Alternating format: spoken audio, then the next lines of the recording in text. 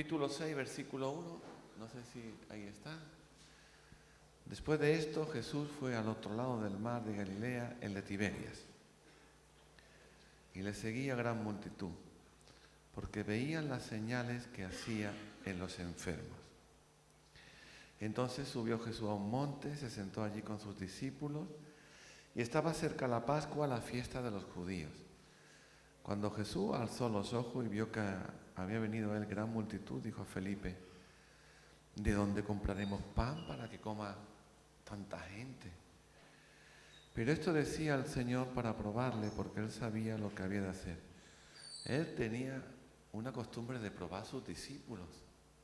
El otro día lo comentamos, ¿te acuerdas? Él probaba a sus discípulos, como si él no supiera. Aquellos dos de Emaús, cuando te acuerdas, que les dijo, le preguntaron a Jesús, mejor dicho, Jesús les preguntó, ¿qué es lo que ha pasado en Jerusalén? Ya ves tú, ¿qué es lo que ha pasado en Jerusalén? Cuando a él fue a quien crucificaron, ¿no? Y pegaron y maltrataron. Y los otros dos, los demás que iban hacia Emaús, dijeron, ¿tú eres el único de Jerusalén que no sabe lo que ha pasado en Jerusalén? Ha sido notorio, toda la ciudad sabía, ¿no? A él prueba.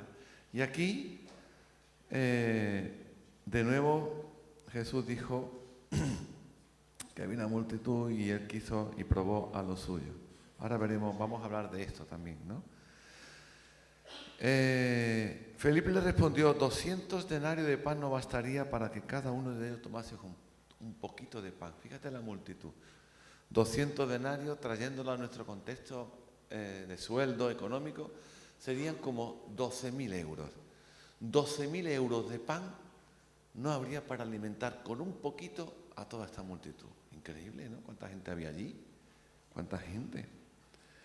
Uno de sus discípulos, Andrés, hermano de Simón Pedro, le dijo, aquí hay un muchacho que tiene 5 panes de cebada, 2 pececillos, pero con 5 panes y 2 peces, ¿qué hacemos para tanta gente? Entonces Jesús dijo, hacer recostar a la gente, y había mucha hierba en aquel lugar, y se recostaron y habían 5.000 personas, nos dice, 5.000 varones, solamente hombres, como en número aproximadamente, podrían ser 4.900, podrían ser 5.150, alrededor de 5.000 hombres.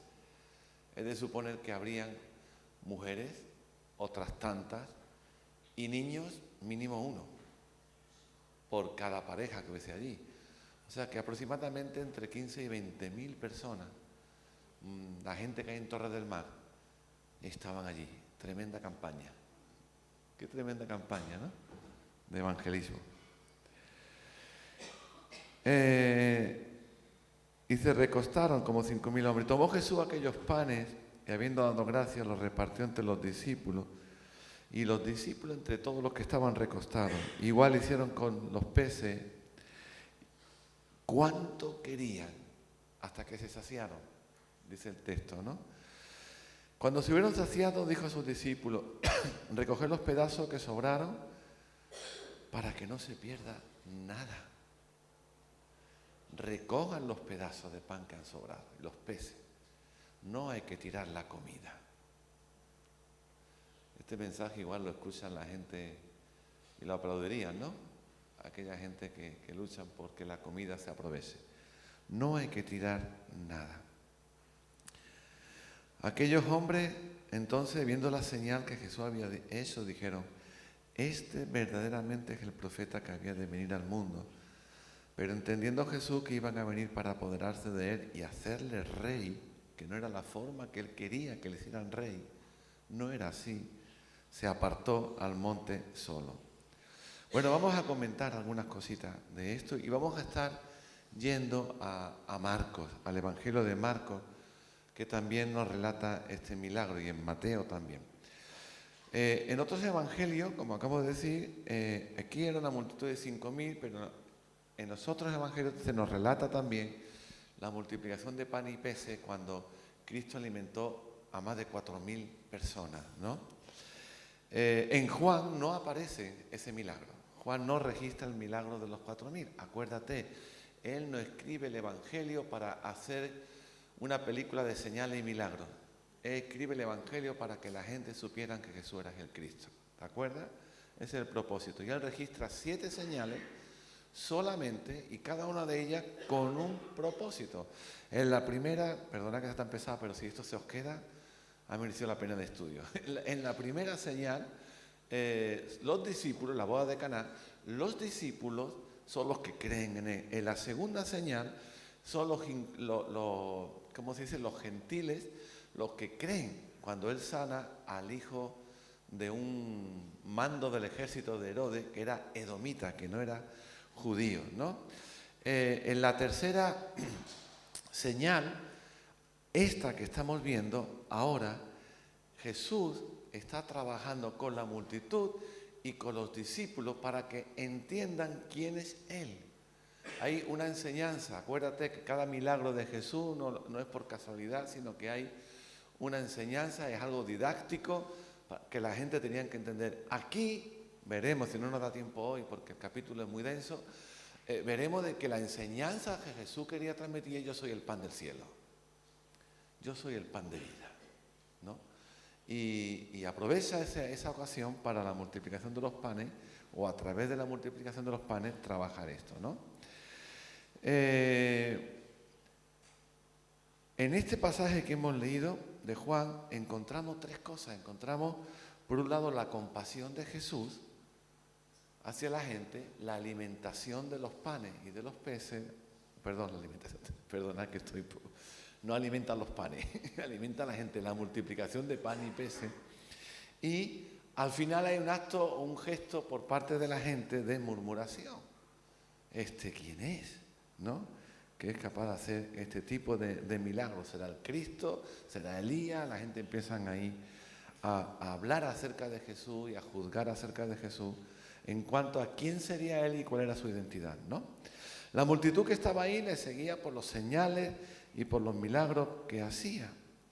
Pero es curioso que aquí mismo, que no hemos llegado a leerlo en este capítulo de Juan, los judíos, acuérdate, ¿quiénes son los judíos en Juan?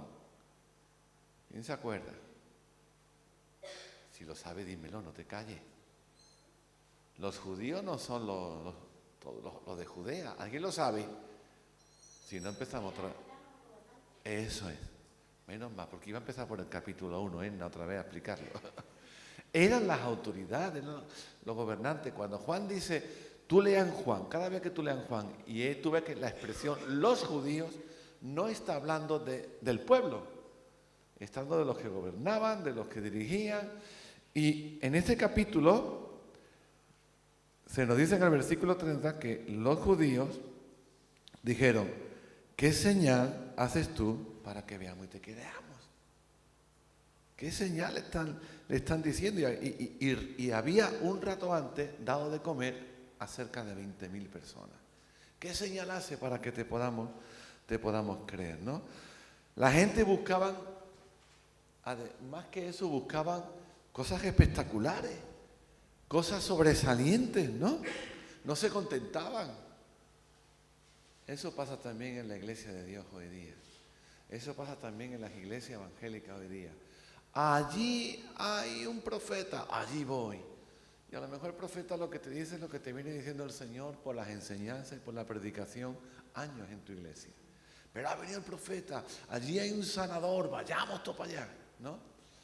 Y nos movemos por esto. No es que las señales sigan a los creyentes, sino que los creyentes siguen las señales. Eso sigue pasando hoy día. Y Jesús dijo que las señales seguirían al que cree, no al revés, ¿no? Y la gente parece que no se contentaban, querían algo más espectacular. Aquel milagro de la multiplicación de los panes y los peces, como que una vez que se saciaron, pasaron unas cuantas horas, ya aquello pasó. Tú no eres así porque yo soy así. Somos de mente olvidadiza y no nos acordamos como Dios nos habló ayer y como Dios nos bendijo ayer. Y si hoy estamos ante la dificultad, hasta nos quejamos, Dios mío. Pero si ayer te bendije, si ayer te hablé, si ayer te ministré, y ya hoy otra vez te estás quejando. En el versículo 4 hemos leído que estaba cerca la Pascua, la fiesta de los judíos. Acuérdate que la primera señal, esta de la boda de Caná, estaba un poquito antes de la primera Pascua que Jesús vivió.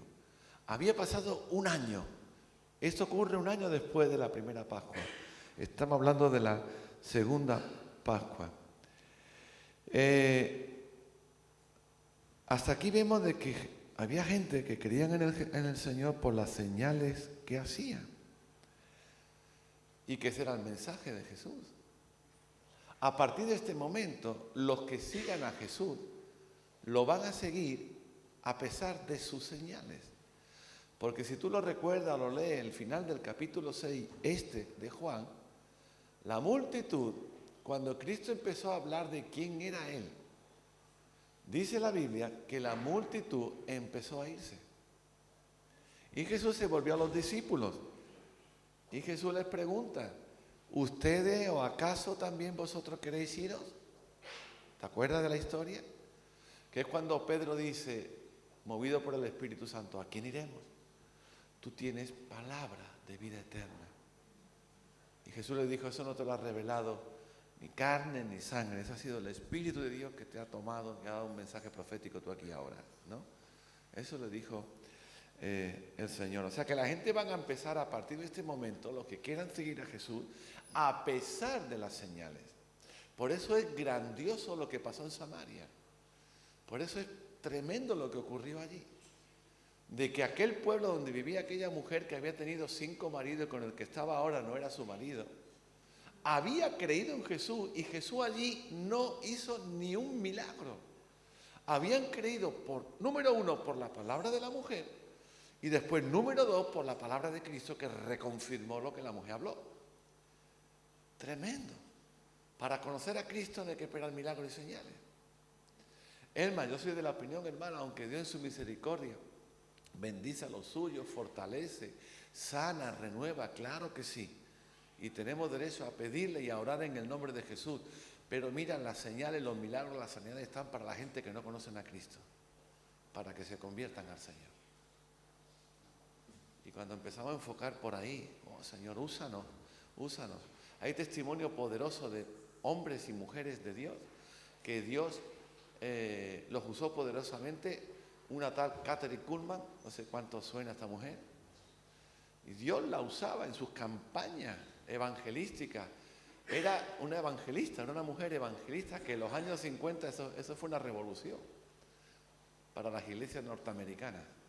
Muchas de ellas no estaban de acuerdo con aquello, que una mujer evangelista hiciera campaña y se moviera que se movía, pero Dios la usaba para sanar a los enfermos y en sus campañas había milagros poderosos.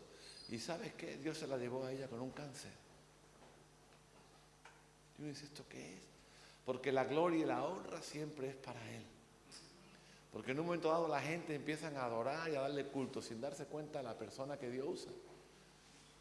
Y Dios dice, no, ya no estamos desviando, ya no estamos equivocando. La gloria es mía, ¿no? Bueno, seguimos. Si vamos al Evangelio de Marcos capítulo 4, en este Evangelio, versículo 40, en este Evangelio nos encontramos unas palabras del Señor muy interesantes, ¿no? Que es cuando también aquí el Señor, Marcos relata el milagro de la alimentación y que después hay un acto, un evento donde Jesús calma la tempestad, ¿verdad? Y en el versículo 40 y 41, y vengo a este texto porque creo que es importante que lo veas, porque usa unas expresiones o una pregunta que Marcos la va a repetir con varias frecuencias. Dice en el versículo 40 de capítulo 4 de Marcos: ¿por qué estáis así de amedrentados, asustados cuando aquella tempestad que Jesús la calmó? ¿Cómo no tenéis fe? Entonces temieron con gran temor y se decían el uno al otro: ¿quién es este que aun el viento y el mar le obedece? Y esta actitud de los discípulos y esta pregunta que hacen los discípulos se repite en otros momentos en el Evangelio de Marcos. Porque Jesús hacía, si tú lees el Evangelio de Marcos, Marcos parece una película de acción. No es como Juan, ni siquiera como Lucas. Es una película de acción donde hay un milagro, milagro, milagro, milagro, milagro, milagro, milagro. Marcos se centra en esto. Y metiendo el mensaje de salvación, claro, pero tú vas viendo Marcos y repásalo por encima. Milagro tal, milagro tal, milagro tal, milagro tal, ¿no ves? Es un evangelio de mucha acción, ¿no? Y vemos que si fuésemos a ver al capítulo 6, versículo 3, hay de nuevo esta expresión parecida. Los discípulos dijeron, ¿quién es este? Que el viento y mar le obedecen. De nuevo se repite una pregunta parecida por parte de la gente. ¿No es este el carpintero, hijo de María, hermano de Jacob, de José, de Judá y de Simón? ¿Quién es este que habla de esta manera? ¿Quién es este que hace estos milagros? Es algo que constantemente Marcos, en su evangelio, constantemente o en varias ocasiones, plantea acerca de la persona de Jesús a través de los milagros que Jesús hacía y del impacto que provocaba en la gente. Ahora, vamos a leer un texto para ir enlazando esto del pan en el Evangelio de Marcos, capítulo 6, versículos 7 y 8. Dice aquí, cuando Jesús llama a los 12 discípulos, que comenzó a enviarlos de dos en dos y les dio autoridad sobre los espíritus inmundos. Y les mandó que no llevasen nada para el camino, sino solamente bordón, ni alforja, ni pan, ni dinero en el cinto. Ni pan, ni dinero. Este detalle es importante, hermano, porque Jesús aún no había hecho el milagro de los 5.000, ni de los 4.000. Los manda de dos en dos. No lleven nada, no lleven dinero, no lleven pan, nada. Vayan y hagan a la obra del reino. Qué fuerte, ¿no? Ponte tú en su lugar. Vayan, prediquen el evangelio y echen fuera a los demonios y Dios les dará autoridad para hacer milagros. Pero no cojan nada, no duden, no lleven pan, no lleven dinero, no duden de que Dios está ahí, que Dios va a proveer. No llevaban nada. Mira la relación. Poco después está el milagro de los 5.000. No había pan. Pero Jesús me dice que no lleve pan. En Marcos se nos dice, en el Evangelio de Marcos, que en un momento determinado va uno de los discípulos y les dice al Señor, Señor, despida a la multitud porque se está haciendo de noche y desde aquí a que lleguen algunos a sus casas van a tener que andar muchísimo. Y no hay moto, no hay autobuses, no hay nada. Tienen que andar varios kilómetros, ¿no? Despídelo. Y además empiezan a tener hambre. Y Jesús les dice, denle ustedes de comer. ¿Cómo? Pero si tú me dijiste que viniese aquí a hacer milagros sin dinero y sin pan, que yo les dé de comer. Es que no tengo ni para comprar un chusco. No tengo para comprar nada.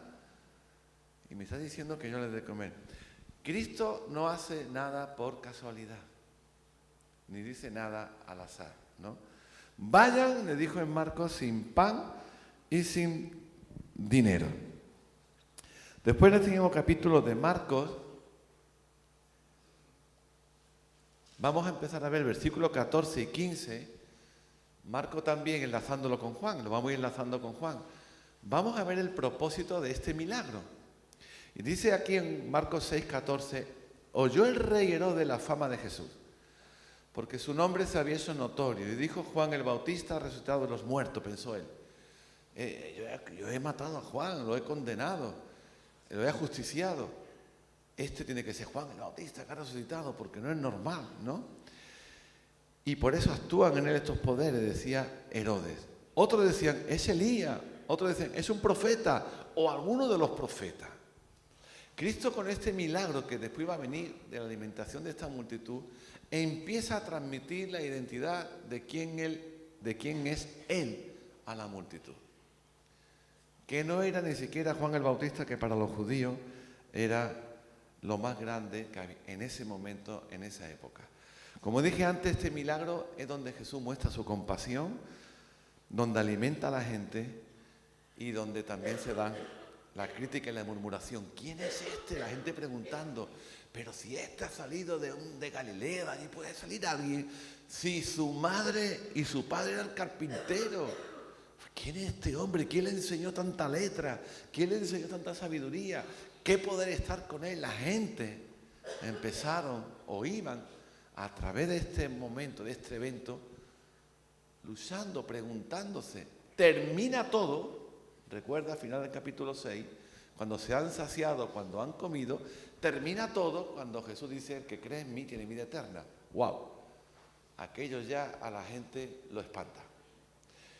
Y es interesante que ahí cuando Jesús dice, porque si no comes o coméis mi pan, que es creer en él, si no coméis mi pan y bebéis mi sangre, no tendréis vida eterna. Y los verbos que usa Juan, cuando habla de comer, es comer. No está hablando, no está usando un término figurado, un verbo raro, no, está hablando de comer. Entonces la gente que entendía, está diciendo que tenemos que comerte literalmente y beber tu sangre. ¡Wow! Beber tu sangre. Cuando la sangre era la vida de los animales, ¿no? Sacrificaban y ellos no pueden, ni podían, ni pueden hoy día los judíos comer sangre. Y está diciendo que bebamos su sangre. Ahí la gente empezaron a escandalizarse.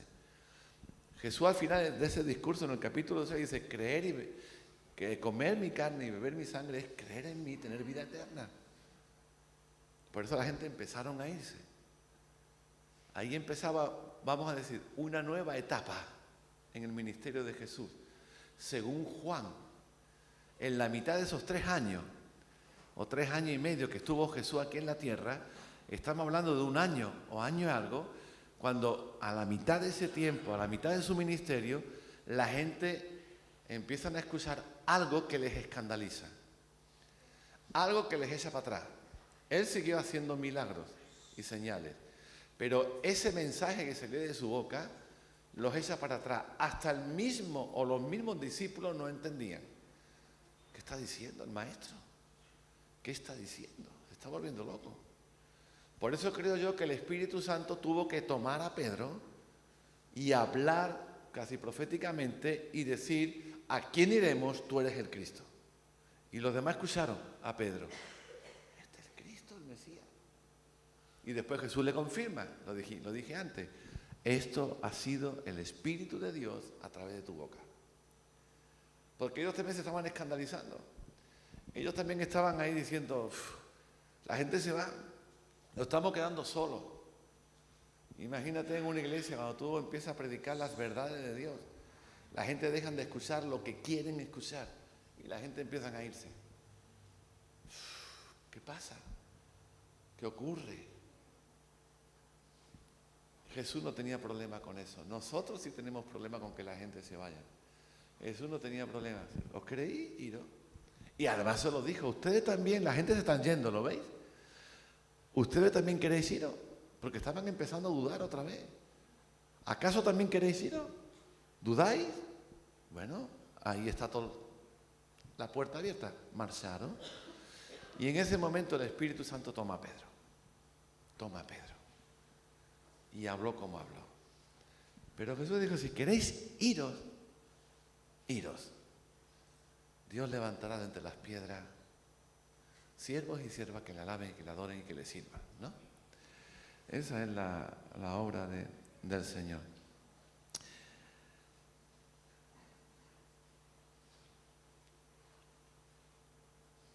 Después de este milagro, que Juan y Marcos relatan, la alimentación de los 5.000, en Marcos está en el capítulo 6, en Juan también está en el capítulo 6, te vas a encontrar que después de este milagro hay otro milagro que lo vamos a leer, es cuando Jesús anda sobre el mar.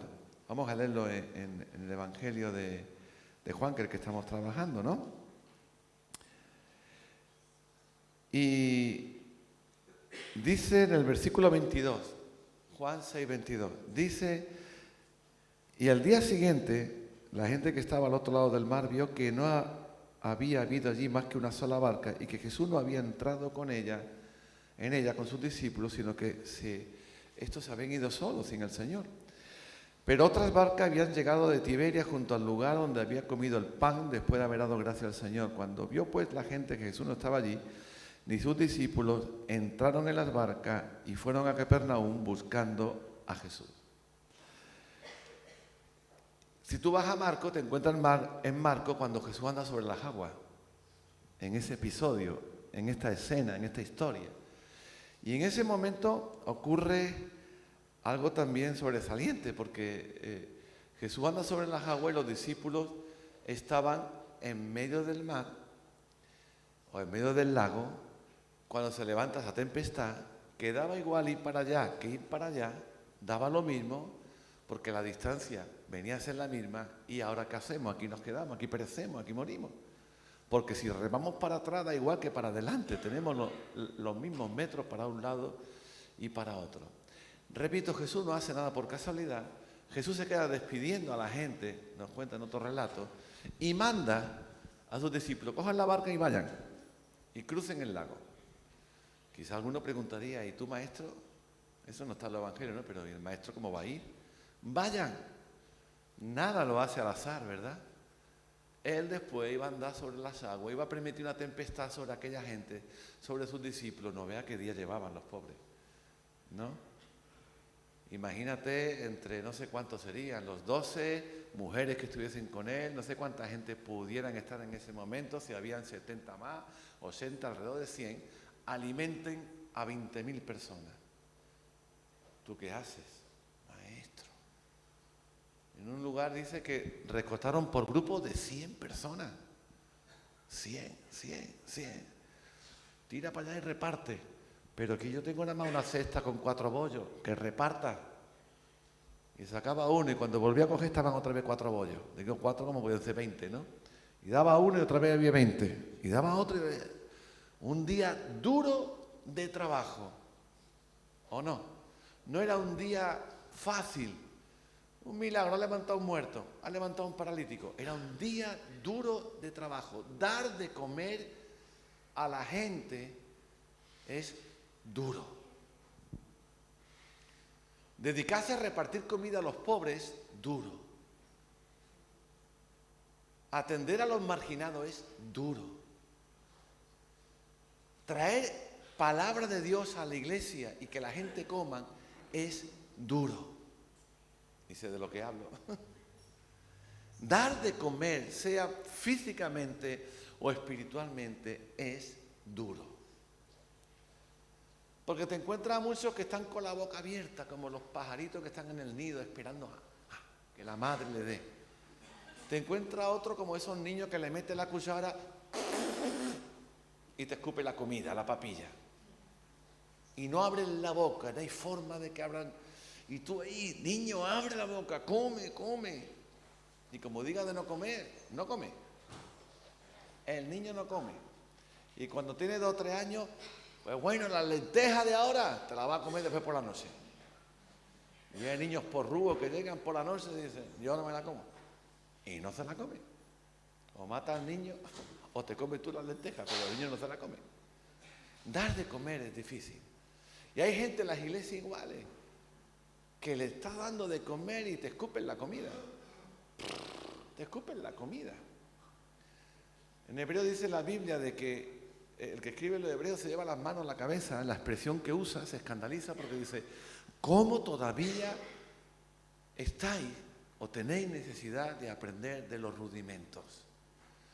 ¿Cómo todavía estáis tomando leche y no estáis comiendo comida sólida? Y hermano, si tú lees en hebreo cuáles son los rudimentos, todos necesitamos eso, porque es que habla del bautismo, de la salvación, habla de la imposición de manos. ¿Tú eres capaz de hablar de la imposición de manos y explicarlo? Seguro que no. En general, muchos de nosotros no sabríamos decir qué es eso, para qué se usa la imposición de manos, por qué, cuándo, en qué momento, qué significa, qué puede pasar si no lo hago bien, ¿verdad? Y está puesto en hebreo como un rudimento, como un vaso de leche. Pues hay miles de cristianos que no saben y no entienden, por ejemplo, ese vasito de leche que habla de los rudimentos. Porque no quieren comer, porque no quieren alimentarse. Pero sí nos alimentamos de tantas cosas que hay en el mundo que corrompen el alma, ¿verdad? Ahí estaban los discípulos que tenían que remar contra corriente. ¿Será este Dios? Date cuenta que este milagro a lo que está llevando todo es a confirmar que Jesús es el pan de vida, el pan que vino del cielo, de lo que hablaremos la semana que viene, y que Él es el Mesías. Eso es a la multitud. Él es Dios. Tengo aquí una frase de Miguel de Unamuno. Miguel de Unamuno fue un gran escritor de finales del siglo XIX, primero del siglo XX, y que yo creo que este hombre, por las cosas que decía en sus poemas y en sus libros, creo que este hombre conoció al Señor. Miguel de Unamuno fue dando una conferencia, una anécdota, y voy a terminar con esto ya aquí. Y ya seguimos la semana que viene. Pero me he explicado bien, hermano, lo que estamos hablando de este milagro de la multiplicación de los panes. ¿Por qué? ¿Qué quiere Jesús dejar claro a la gente, ¿no? Miguel de Unamuno, uno de los grandes dramaturgos que ha tenido la literatura española, un día dando una conferencia, estaba hablando, y de repente él había incluido en su conferencia el nombre, esto es una anécdota, no tiene nada que ver con esto, ¿no? Metió el nombre de William Shakespeare, ¿no? Y lo mencionó. Entonces él, leyendo, pues dijo, bueno, pues que el escritor inglés William Shakespeare. Y se levantó allí uno, perdón, doctor, no es Shakespeare, es Shakespeare. Ah, yo no sabía que vosotros sabíais inglés. Pues doy mi conferencia en inglés. Y la terminó en inglés, no la conferencia, ¿no? Él leyó como leemos nosotros, ¿verdad? Las palabras inglesas las leemos como las leemos en español. Bueno, él dijo, nadie ha probado la existencia de Dios. ¿Alguien la ha probado? Nadie ha probado la existencia de Dios, hermano. Sus milagros es como la estrella, reflejan la luz de Dios, pero nadie ha probado la existencia de Dios. Pero tampoco nadie ha probado la no existencia. ¿No? ¿Quién ha probado que Dios no existe? Nadie. Lo atacan, lo quieren probar, pero no hay argumentos definitivos que digan Dios no existe. Por la lógica, si Él existe y yo no vivo según su palabra, decía Unamuno, estoy en apuro. Si Él existe y no vivo de acuerdo a su palabra, estoy en un problema. Y si no existe, decía este hombre, es mejor vivir con la moral del cristianismo que no vivir. Para Unamuno, el nivel, el concepto de vida del cristianismo era superior a cualquier religión que él conociera. Pero si existe, decía Unamuno, quiero conocerle más. Eso lo escribió Unamuno en uno de sus libros que se llama Ensayos. Interesante, ¿no? Lo que dijo este hombre. Dios no existe, demuéstramelo. Dios existe, demuéstramelo. Ni lo uno ni lo otro se puede demostrar. Tú puedes contar tu testimonio. Y eso valida la existencia de Dios. Pero la gente dice, tu testimonio puede ser que te han calentado la cabeza, ¿verdad? Si Dios existe, mejor es vivir como Él dice. Y si no existe, también, porque no hay enseñanza más alta que la del cristianismo, que la de la Biblia. Amén, hermano. Quería hacer alguna pregunta con respecto a este milagro. Pues aprende de su palabra, Él es el pan de vida. Comamos a Cristo. Hoy estamos aquí comiendo de Él. Estamos comiendo del Señor hoy, ¿verdad? Come de Cristo en tu casa, lee la Biblia, eso es comer de Él. Lee un buen libro, eso es comer de Él. Eso es comer de Él. ¿Desde cuándo no comemos a Cristo? Él es el pan de vida, el pan del cielo. El que me come tiene vida eterna. No dijo ahí en Juan 6, tendrá. Dice, tiene. ¿Qué significa? Que puede empezar a disfrutar la presencia de Dios, la vida eterna, ya aquí en la tierra, en el momento de creer y de comerle. Amén, hermano.